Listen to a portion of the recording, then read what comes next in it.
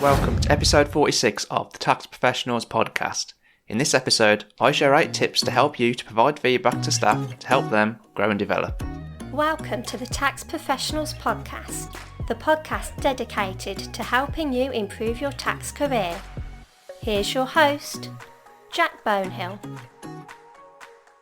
I'm on a Teams call with my colleague, Aaron, and I ask him how he's coping at work as he seems a bit down. He says that he's okay, but his tone and body language suggests differently. We continue speaking. I try to understand what's up. I'm Aaron's line manager, and as with everyone I manage, I want to help him to develop and progress. I feel like good, regular feedback has been instrumental in my own development, and so I aim to replicate that for Aaron. I give Aaron feedback regularly. I'm very honest in my feedback to him, but always keep it constructive. My intention behind every piece of feedback is to help him grow and develop. Prior to being on this call with Aaron, another colleague, Adam, after I did some digging, told me that he thinks Aaron is feeling a bit deflated. Deflated because of the feedback I'd given him. I asked Adam what he thought I should do differently, and he said give more recognition and more praise, as he has the feeling Aaron is lacking this, and reduce the amount of constructive feedback that I'm giving him. I immediately feel bad. I know that I'm so focused on providing constructive feedback to help him improve that I end up providing no positive feedback because of that, and that's exactly what I'd done here with Aaron. I know it's a weakness of mine. So on this call with Aaron, I realise he feels like he's not been doing a good job because of feedback I'd given him in the last week in relation to 2 projects. I apologise. I explained that I understand why he felt the way he did after the feedback I'd given him, but I explained that I don't think he's not doing a good job.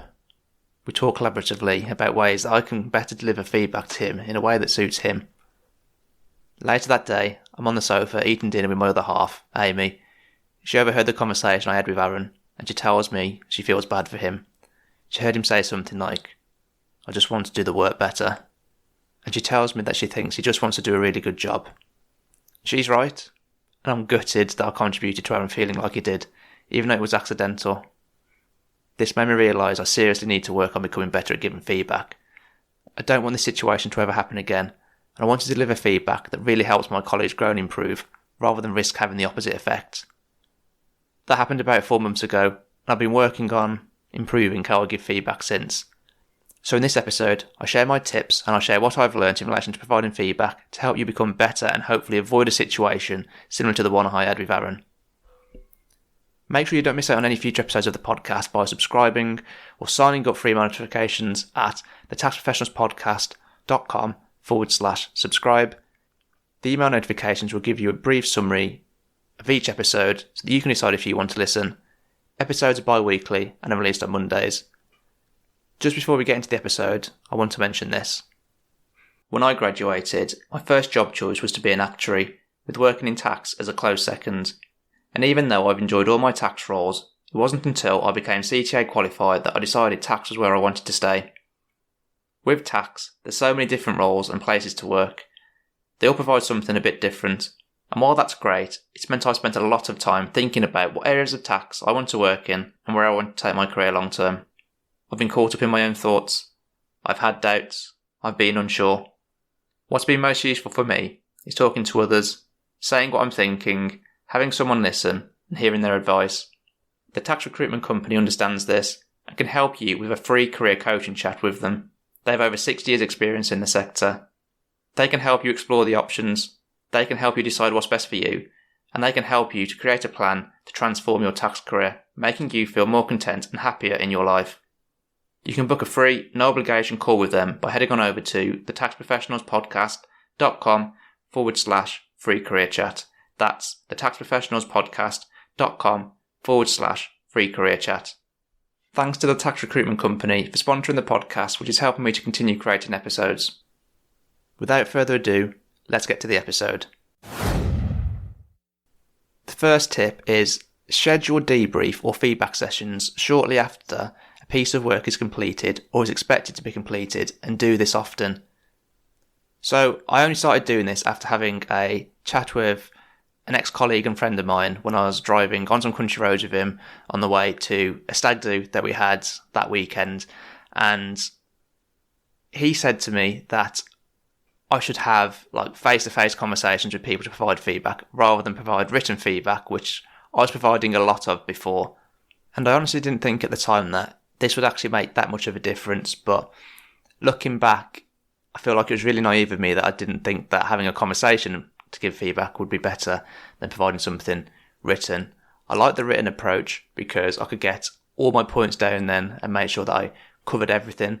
But actually, in a way, that was quite bad because I was giving so much feedback that it was almost like I was giving someone a pummeling, I suppose, in a way, because anything that I thought could be improved or worded differently, I'd point it out on the document or whatever it is that they provided me to review. So having face-to-face sessions, whether it's over Teams or actually face-to-face, is much better, and you should definitely do it that way if possible. Yes, it can be uncomfortable at times if you want to provide something that's constructive, but the benefit that you'll get from it is so good. Written feedback, I think, is still useful, particularly when maybe you give someone the before and after and they can see all the differences that you've made. But now I only aim really to provide written feedback after we've had a discussion first, so that I suppose all the points could be understood and we can pick out the ones that we think are the most important during that discussion, rather than trying to give feedback on every single point possible in relation to that piece of work, because that's too much and it becomes overwhelming. I've definitely been guilty of doing that in the past. So I think scheduling feedback is good for a few reasons, because it's actually in the calendar then, so you're actually going to do it. You've kind of almost asked permission of the person you want to give feedback to, whether or not they're going to want feedback. And so when they go into that discussion with you, they're kind of already ready for feedback, rather than if you just call them up randomly and start giving them feedback, that's just not going to go down as well. And actually, literally just this week, I had a case where I asked a colleague a question and I just wanted a straight answer to that question at the time. And rather than give me that answer, they started explaining to me the way that they would approach something and how they would have approached it instead. And I just was not in the mindset at the time to take that feedback on board. And when I had time to reflect afterwards, it was great advice, and I should definitely be following that now and in the future. But in that moment, I just really wasn't ready to listen to that. I just wanted to answer my question. So I think getting a time right where you kind of know that you're about to give feedback and the person knows they're about to receive feedback just creates a better environment, I think, than not doing that. And I think it's even better to schedule in a feedback chat before a piece of work is actually completed, because then you're well on the game. The person knows that they're going to get feedback after it. It might even encourage them to do a better job because they want to get good feedback. So I think it just helps the mindset all the way around if that's done. If you do want to provide feedback off the cuff, then you can always just call someone up and just say, I've got a few points of feedback here that I think will be useful for you too, that I think will be useful for me to share with you. Would you like to receive it now or at some other point or not at all? And then you've kind of given them the option then. So sometimes they might say no, which I think would probably be a mistake on their part, but at least you've given them the option then. And if they said yes, they should be more ready to open and receive and have the feedback and have a discussion around it. And I think the last point I just want to talk about is, well, I suppose 2 points, is having the feedback or debrief session shortly after completing a piece of work. And the other one is giving feedback regularly. So I think feedback is much better when you give it shortly after, I suppose, the event has happened, if you want to call it that, or the activity, because it's fresher in your mind as the reviewer, it's fresher in the mind of the person who's done it. And so it just seems to make more sense. And I know quite a few times in the past where there's been long periods of time between me completing a piece of work and someone reviewing it. I've lost interest. I've lost interest by the time they've come back to me, and I've kind of forgotten exactly everything I've done because, I've slept a few times since then. So try and give it as quickly as possible after something is done, and it's just going to enhance, I think, the benefit that you can get from feedback. And the other point about doing it regularly, so I don't think feedback is just a one-off thing. Doing it regularly is really useful because I suppose it allows you to see progress. It allows you to hone in on areas of the person you're giving feedback to see what areas they need to work on the most. And you tend to see patterns because of it. Doing it regularly is also good because I think feedback is invaluable as a way to grow and develop. So the more often you can do it with a particular colleague or a member of staff, then just the more useful that is overall. So tip number 1 is schedule debrief sessions or feedback sessions shortly after work is completed or is expected to be completed, and do this often. So my second tip is remember that feedback should be a two-way discussion rather than you just giving feedback. And I was really guilty of this when I first started managing people. I would just tell them all my thoughts and all my comments in written feedback, as I've already mentioned, and that didn't give them any opportunity to, I suppose, have a discussion around it, try and understand it in more detail. Yes, they could have read the feedback and sent an email back or organised a call with me, but in reality, that's a lot to expect from someone, and I think me as the manager should take responsibility for that and help them out. And I suppose once feedback has become regular, then they'll probably ask anyway if you don't do it, but at least when you've got a new person who's a fresh graduate or straight out of university or completely new to tax, they're probably less likely to come asking for feedback and coming to ask questions. So a discussion just automatically allows for that. So when you're in these discussions, you should definitely offer the opportunity for them to add their comments and thoughts. You can ask them whether they agree with something, and if you think that they're going to disagree with something, which I do this quite a lot because I feel like it can almost provoke a response in a good way, not a bad way, because if you say something like, you might disagree with this, or you might think this is unfair, then before you've even said it, you've almost like primed them for something that might be hard to take, and then they all almost automatically then have the opportunity to disagree with that or give their perspective, which I think is useful because me as the reviewer or me as the person giving feedback isn't necessarily always right, and a lot of things are subjective. So it's usually nice to get another perspective, and then usually actually after you've had that conversation and given them the chance to say things back, it will help you to give more better constructive feedback at the end of it, because you can see, I suppose, pretty much exactly what they've done and talk about ways that maybe it could have been done better. And I think that's key there, is it's a way that it could have been done differently, but not necessarily better. There's not necessarily a right or wrong answer sometimes when it comes to doing work, as you probably know already. So definitely go in open-minded and try not to, I suppose, impose your views and your ways of working on someone. Again, something that I've been guilty of, but just because they do something differently, that isn't necessarily bad. It's just different.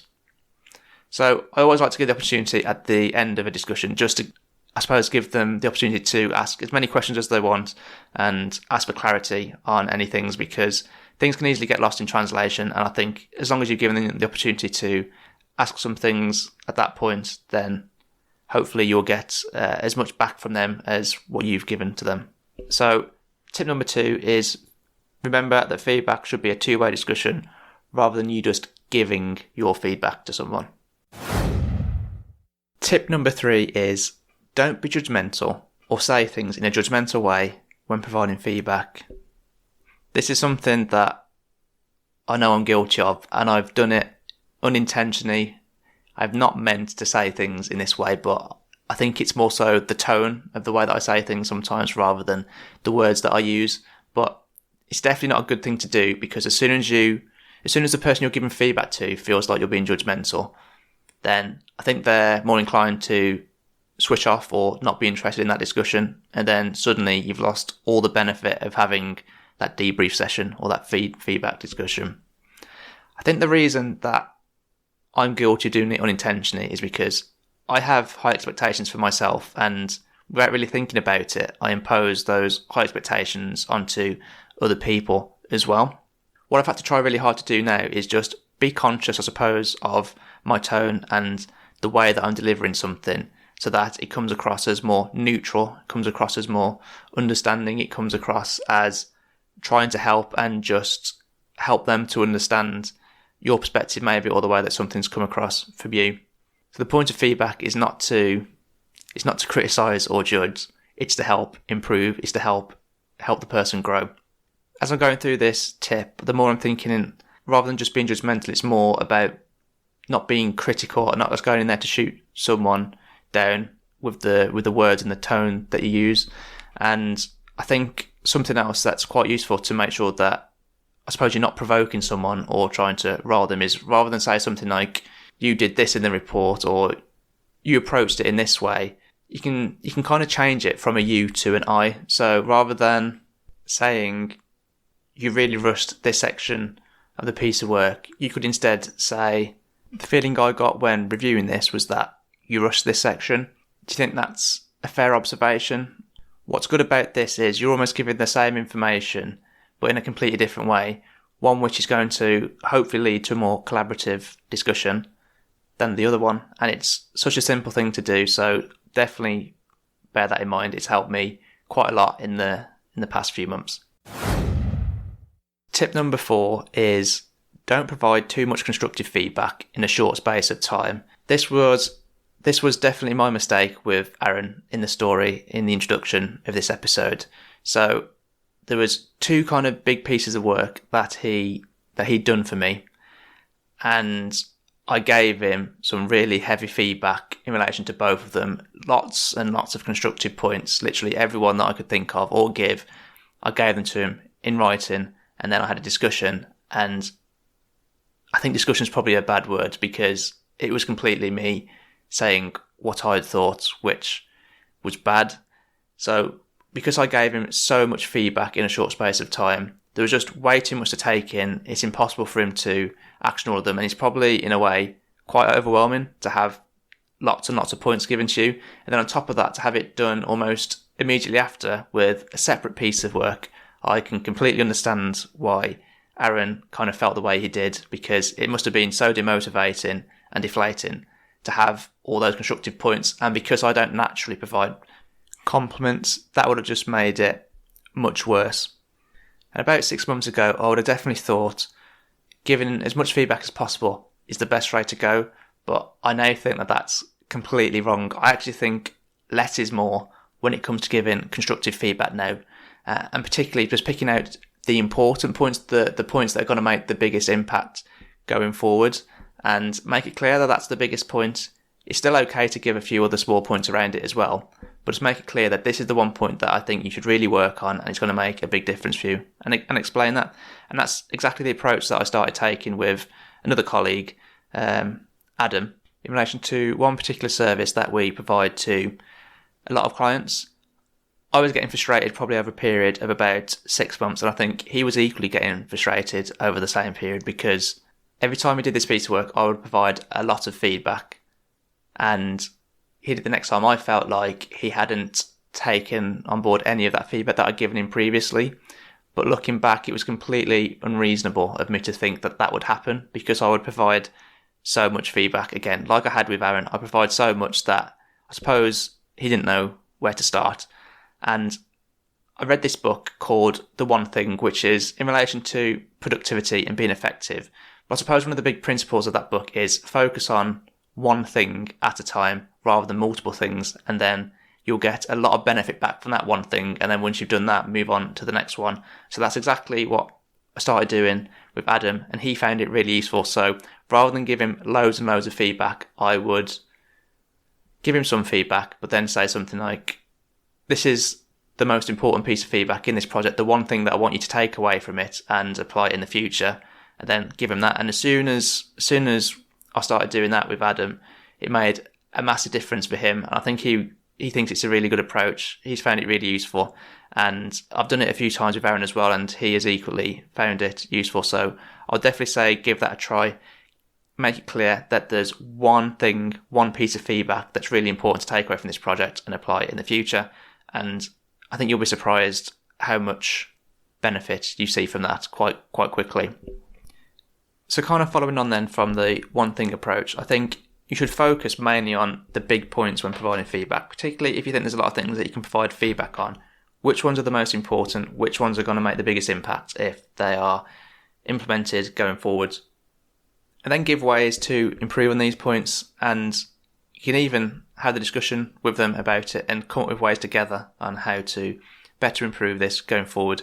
And I would say you don't have to ignore the small points, but I would shy away from giving them unless there are only small points to provide in relation to feedback, because I think where there's quite a few big points to focus on the small points could just become a distraction, and really it's not going to make that much of a difference, so kind of why bother? So tip number 4 is don't provide too much constructive feedback in a short space of time. And you can help yourself do that by cut out all the small points that aren't going to really make that much of a difference. Focus on the bigger picture and the big feedback points instead. So tip number 5, and I think this kind of flows on well from the last tip is make sure that you point out positives and things that they've done well. Don't only feedback on constructive points. And as I kind of mentioned earlier, I'm not a person who naturally gives compliments out, and I think that's definitely a weakness of mine, particularly when it comes to giving feedback. And I suppose I suppose I'm that bad when it comes to just not giving compliments that it's something that my family jokes about a lot. So if I give a compliment, they will act like completely surprised about it. So about a year ago, I could be going through a piece of work that someone's done for me, and the first 2 pages I could be thinking, this is really good, like I've hardly made any changes at all to this, good job. And then I'll come down to one point that I thought could have been better, and suddenly my whole view would become skewed by that one thing that I thought could be done better, and I would seemingly forget about all those positive points on the first 2 pages. I think that's partly down to, again, me having this too high expectation for myself and then trying to impose that on others. But really, it was really stupid of me to do that in a way. And because I know that I have this tendency to do that, now when I'm going through a piece of work, I note down all the positive points as I think them. So then when it comes to the end of that piece of work, I can look at the bigger picture and see that there were lots of positives, and then I can tell the person all the positives, as well as, of course, the constructive points that I thought they could improve on in the future, bearing in mind all the tips, obviously, of course, that I've given so far. That's what helps for me. If you're a person that is more natural at giving positives, then great, you might not need to do the same thing as me, but for me, writing down or keeping a note of all those positive points of things that they've done well definitely helped me to do that. And don't forget about it, positive feedback can give confidence. Positive feedback is just as useful as constructive feedback because it can reinforce the points that are done well and you want them to continue doing in the future. So tip number 6 is make sure that you point out positive things that they have done well. Don't only provide feedback on constructive points. Just a reminder that you can book a free career coaching chat with the Tax Recruitment Company by heading on over to thetaxprofessionalspodcast.com/free career chat. The Tax Recruitment Company can help you decide what's best for you and your career. Tip number 6 is be specific, be clear, and be honest in feedback that you're providing to people. So be clear on anything that's positive and be clear on anything where work needs to be done or something needs to be improved, essentially. I think a lot of people try to provide a lot of positive feedback and then almost hide the constructive points to make themselves feel more comfortable when giving the feedback, and also to not upset, I suppose, the person that they're giving feedback to. And I know that I had a lot of this type of feedback when I was more junior, where the feedback are almost like dances around the points that are constructive. But I just think that's really unhelpful as the person receiving feedback, because it can come across confusing for one. Like, is it something that you need to work on? Is it something that you don't need to work on? Are the positives actually that big of a positives, or you just pointing them out because you think that's going to be a nicer way to deliver it? But whilst it might be nicer, it's definitely not as helpful or as useful for the person that's receiving the feedback. So you need to just be honest. You don't have to say things in a nasty way. There are nice ways that you can say things, but make sure that you're honest, make sure that you're clear, and you make sure that the person that you're providing feedback to understands. If there are positives, obviously point them out, say that they're positives, but if there is a really big constructive point, make sure that you're clear that this is a big point and it's something that really needs to be changed going forward. Obviously, what I think is hard, and one of the reasons why I suppose I've shied away from giving positive feedback in the past, is because I don't want it to undermine the constructive points. I want the constructive points to still be understood. And as long as you can be clear enough to do that, then that's great. I think one thing that actually helps when providing constructive points, to help you give that feedback, I suppose, clearly and honestly, is try and set out the expectations for a piece of work before it's completed. So if, for example, you expect that all the technical points are right, then say that you expect all the technical points to be right, and then if there's something that isn't right, you can point it out and say, well, actually, I don't think you met this expectation on these few points here. This is the correct position. I think that helps because then the person knows it was expected of them. So then when you're delivering it as feedback, it won't come as a surprise if it's something that you've picked up on, and hopefully they'll be more receptive of it as well at that point, because you've already primed them in a way that that's something that you expected and something that you could give feedback on. And I think being specific is also really useful. Give actual examples from a piece of work. So in this one conversation I had with Aaron, actually, I was guilty of being really generic with the points that I was making. And generic to the point that I could tell that Aaron basically had no idea what I was talking about. I suppose I was doing that at the time because I was in a bit of a rush and I had a few other things to complete. But in the end, I just decided that it's going to be better to go to the piece of work, do a comparison on words, and then kind of go through them to show him exactly what I meant with some specific examples. So that's exactly what I did. And as soon as I did that, it seemed to make a lot more sense to Aaron what I was talking about. He could see what I actually meant. And actually, from me as well, it reminded me actually that my view had been skewed a bit by the constructive points. And actually, there was a lot more positives than I remember at the time. So I could be more positive as well as constructive on the points that needed to be constructive.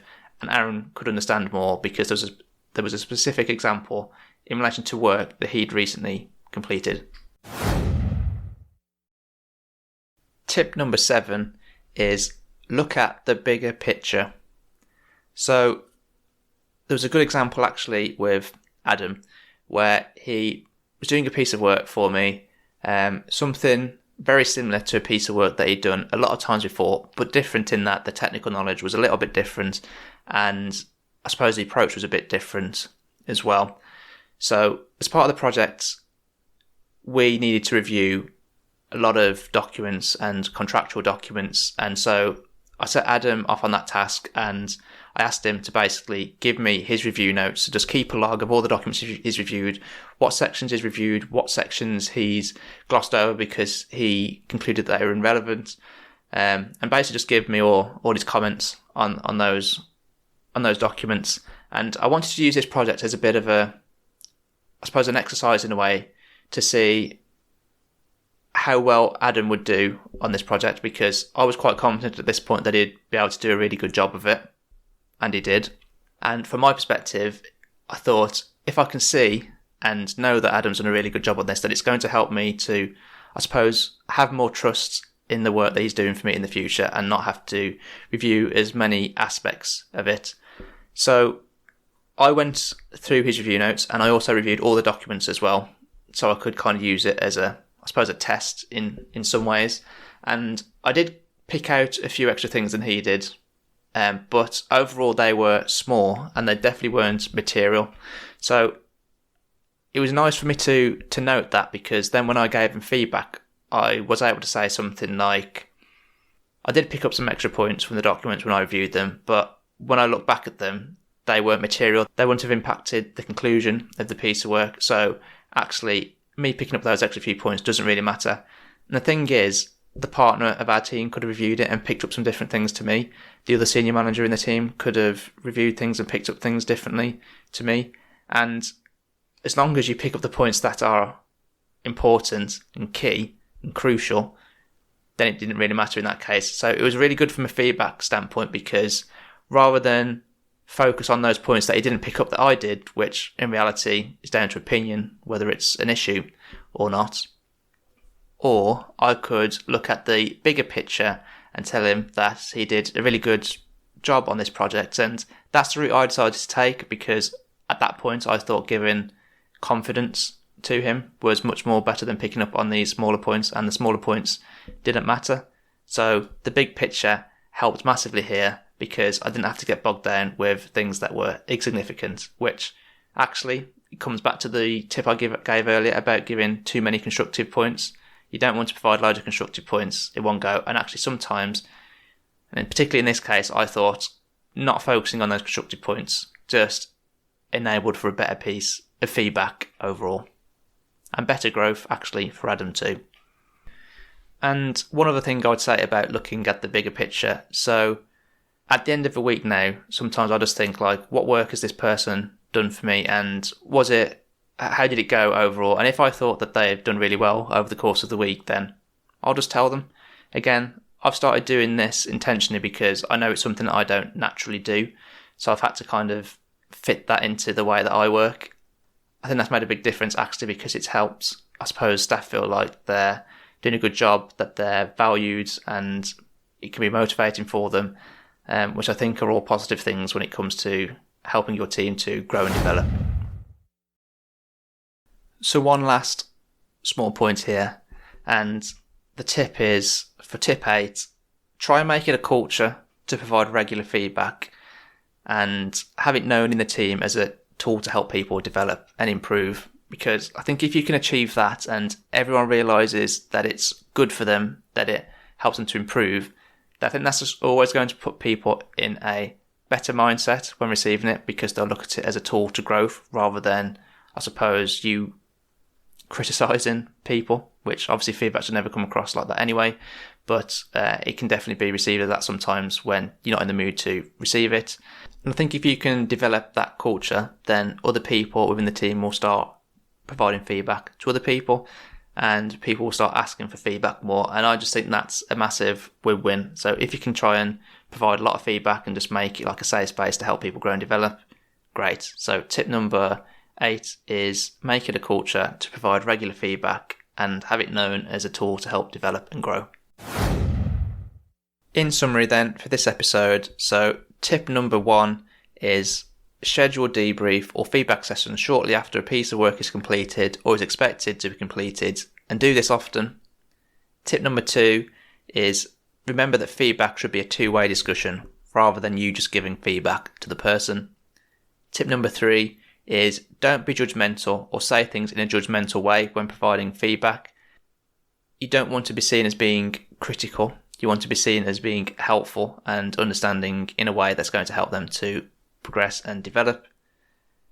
Tip number 4 is don't provide too much constructive feedback in a short space of time. You definitely don't want to be in the same situation as I was with Aaron when I gave him 2 heavy pieces of feedback within a single week. Tip number 5 is make sure you point out positives and things that they've done well. Don't only provide feedback on constructive points. Tip number 6 is be specific, clear, and honest in your feedback. You don't want the person who's receiving the feedback to misunderstand your perspective, your viewpoint. You want them to know if something is a big point that they need to work on, and equally you want them to know if there's big positives. So make sure you're clear, specific, and honest. So tip number 7 is look at the bigger picture rather than focusing on the small points, which has definitely been a downfall for me in the past. Look at the bigger picture. Overall, was the piece of work really good? And tip number 8 is make it a culture to provide regular feedback and help it be known as a development tool for growth rather than as something that's critical and to just point out things that people haven't done as well as you would have liked. If you found this episode useful, you will likely also like episode 3, which is about how to obtain good quality feedback, and you'll also likely like episode 4, which is about how to delegate better. If you delegate well, then it makes the feedback process much easier and more constructive. So links to these episodes are in the show notes for this episode. Head on over to thetaxprofessionalspodcast.com/TTPP46 for these. If you enjoyed this episode, subscribe or sign up for email notifications to make sure you don't miss out on any future episodes. The emails will give you a brief summary of each episode, which are bi-weekly and are released on Mondays. But that's it for this episode. I hope you liked the episode and have taken away some useful points to help you to progress, develop and improve your tax career. Until next time.